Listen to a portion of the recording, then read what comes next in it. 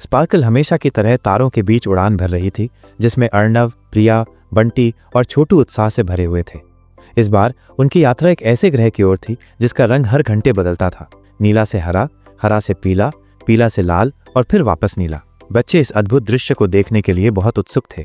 जब स्पार्कल ग्रह के वायुमंडल में प्रवेश कर रही थी तो सब कुछ ठीक लग रहा था। ग्रह का रंग धीरे धीरे नीले से हरे में बदल रहा था, जो बहुत सुंदर लग रहा था। लेकिन जैसे ही वे ग्रह की सतह के करीब पहुंचे, स्पार्कल का नियंत्रण बिगड़ने लगा। क्या हो रहा है?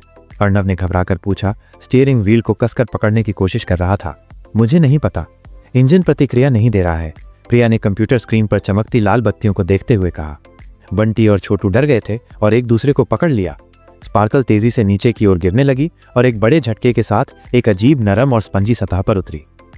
क्या हम ठीक हैं? छोटू ने धीरे से पूछा। हाँ, मुझे लगता है, अर्णव ने कहा, लेकिन ये जगह क्या है? जब वे स्पार्कल से बाहर निकले तो उन्होंने एक अजीबोगरीब दुनिया देखी। सब कुछ पेड़, घास, यहाँ तक कि जमीन भी नरम और स्पंजी लग रहा था, जैसे वे किसी विशालकाय स्पंज पर चल रहे हों।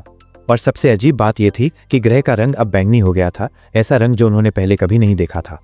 ये तो और भी अजीब है, बंटी ने कहा। ये रंग तो पहले नहीं था। तभी उन्होंने एक अजीब प्राणी को अपनी ओर आते देखा। ये छोटा, गोल और जेली जैसा था और इसका रंग भी धीरे धीरे बैंगनी से गुलाबी में बदल रहा था। प्राणी उनके पास आया और एक मधुर घंटियों जैसी आवाज में बोला, स्वागत है, आप हमारे ग्रह पर आने वाले पहले आगंतुक हैं। बच्चे हैरान थे। आपका ग्रह और ये रंग क्यों बदल रहा है? प्रिया ने पूछा।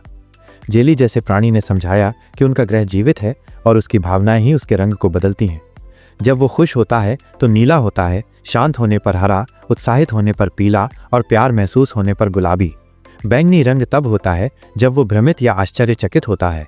और जब हम उतरे तो ग्रह बैंगनी था? अर्णव ने पूछा। हाँ, प्राणी ने कहा। आपकी अचानक उपस्थिति से उसे आश्चर्य हुआ। प्राणी ने अपना परिचय ग्लिप के रूप में दिया और बच्चों को अपने गांव में ले गया। गांव भी ग्रह की तरह ही नरम और रंग बदलने वाला था।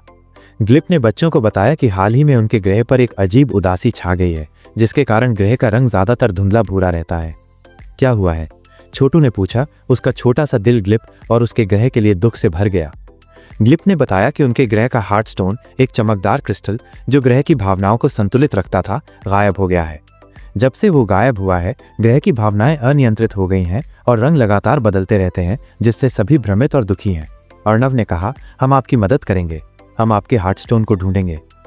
प्रिया ने अपने वैज्ञानिक उपकरणों से ऊर्जा के असामान्य पैटर्न को स्कैन करना शुरू कर दिया, जबकि बंटी ने ग्लिप से हार्टस्टोन के बारे में और जानकारी इकट्ठा की। उन्हें पता चला कि हार्टस्टोन आखिरी बार एक पुरानी गुफा में देखा गया था, जो क्राइंग माउंटेन्स के पास थी, जहां हमेशा अजीब तरह की रोने जैसी हवा चलती थी। वे ग्लिप के साथ क्राइंग माउंटेन्स की ओर चल पड़े। पहाड़ वास्तव में रोने जैसी आवाजों से गूंज रहे थे, जो हवा के पहाड़ों की चट्टानों से टकराने के कारण हो रही थी। गुफा के अंदर अंधेरा और फिसलन भरा था। अचानक उन्हें एक कमजोर चमक दिखाई दी। वे उस दिशा में बढ़े और देखा कि हार्टस्टोन एक दरार में फंसा हुआ है, लेकिन उसके चारों ओर एक अजीब चिपचिपी काली ऊर्जा लिपटी हुई थी, जो उसकी चमक को कम कर रही थी। ये काली ऊर्जा क्या है? प्रिया ने फुसफुसाया। डीप ने डर से कहा, ये नेगेटिविटी नेबुला का हिस्सा लगता है। ये हमारे ग्रह पर तभी आता है जब भावनाएं बहुत नकारात्मक हो जाती हैं। बच्चों को समझ में आ गया कि ग्रह की उदासी ने ही इस नकारात्मक ऊर्जा को आकर्षित किया है, जिसने हार्टस्टोन को घेर लिया है। अर्णव ने कहा, हमें इसे हटाना होगा। बंटी ने अपने एक गैजेट से एक शक्तिशाली रोशनी की किरण निकाली और उसे काली ऊर्जा पर डाला। ऊर्जा थोड़ी सी पीछे हटी, लेकिन फिर से हार्टस्टोन को जकड़ लिया। छोटू ने कहा, शायद हमें सकारात्मक भावनाओं का उपयोग करना चाहिए। यह सुनकर प्रिया को एक विचार आया। उसने और छोटू ने मिलकर एक ऐसा उपकरण बनाया जो खुशी और उम्मीद की तरंगें उत्सर्जित कर सकता था। उन्होंने उपकरण को हार्टस्टोन की ओर इंगित किया और उसे चालू कर दिया। गुफा में एक सुनहरी रोशनी फैल गई और खुशी की एक मधुर लहर हवा में तैर गई। काली ऊर्जा धीरे धीरे सिकुड़ने लगी और अंततः पूरी तरह से गायब हो गई। हार्टस्टोन फिर से अपनी पूरी चमक के साथ चमकने लगा। जैसे ही हार्टस्टोन की सकारात्मक ऊर्जा पूरे ग्रह में फैली, उसका रंग तुरंत नीले रंग में बदल गया, खुशी का रंग। ग्लिप और बच्चे खुशी से झूम उठे। वे हार्टस्टोन को वापस गांव ले गए और उसे ग्रह के केंद्र में उसकी जगह पर रख दिया। धीरे धीरे ग्रह का रंग स्थिर होने लगा और गांव वाले फिर से खुश और शांत महसूस करने लगे। दीप और गांव वालों ने बच्चों का बहुत धन्यवाद किया। उन्होंने उन्हें रंग बदलने वाले फूलों और नरम स्पंजी फलों के उपहार दिए।